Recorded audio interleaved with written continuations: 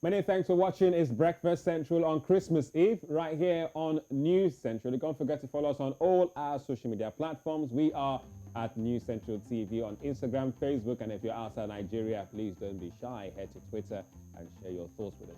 Well, let's look at the morning papers on Christmas Eve from different parts of Africa. So front pages starting with the Punch in Nigeria to see what that newspaper has for us. And the Punch is talking about security, or should we say insecurity in the country, with the header that says NIS wants a foreign terror attacks.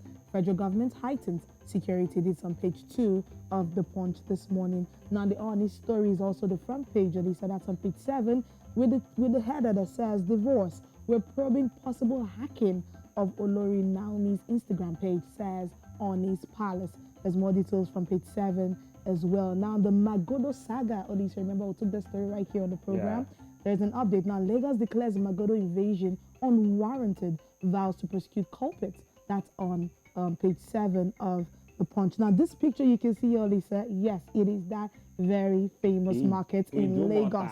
Yes, it's the Idumota end of the Nnamdi Azikiwe Road of Lagos Island. Now, this picture was taken just yesterday. These are last-minute shoppers, police that are in the market and are trying their best. It seems like a lot of people have forgotten that we still have the COVID-19 because from some of the people we're seeing in the picture, they barely have their nose masks on. But there's more details of that from the Punch in Nigeria. All right, so let's go to Zimbabwe to see what they have for us this morning. It's the Newsday newspaper, and it's all about Christmas. Says gloomy Xmas, rising prices, costs dampen spirits. There you have it on the front page of the paper in Zimbabwe. So it's also a picture of travelers, thousands of commuters, trying to get to their various homes and villages or towns for Christmas to spend time with family.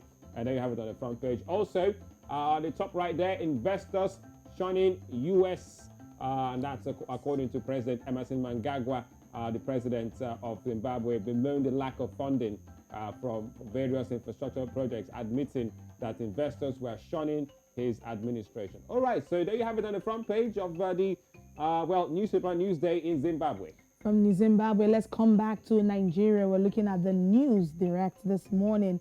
Yuletide celebration, it says, federal government slashes religious gatherings by 50% capacity.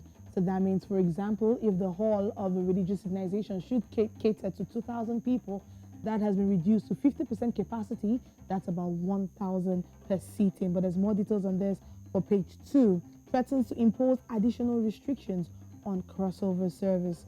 There's more details from the News Direct this morning. Now on page 3, epileptic, word here, epileptic power supply, PDP administration responsible for Nigeria's suffering. The federal government coming out to say this on page 3 from the News Direct this morning.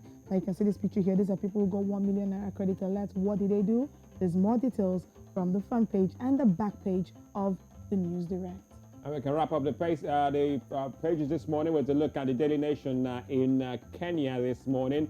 It says, a messy Xmas. It talks about more like to check or not to check. Confusion over how new COVID-19 vaccine rules will be implemented. And there's also a bit of an infographic there. And it says this year's Christmas festivities stand out as one of the most expensive for Kenyans, yet amid sharp rises in prices of basic commodities, including food and fuel. There's a food basket on the front page. Also, there's a camel on the front page, quite bizarrely. It's a camel taking a rest at the Nyayi Public Beach in Mombasa yesterday. Holiday makers at the beach out there in Kenya, in Mombasa, including that camel.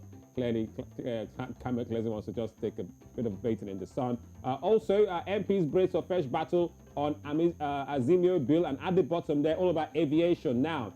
Troubled national carrier Kenya Airways is set to make a major shake-up, including cuts on its fleet size, jobs and route network, and flight frequency. All that and more on the front page and inside the Daily Nation in Kenya.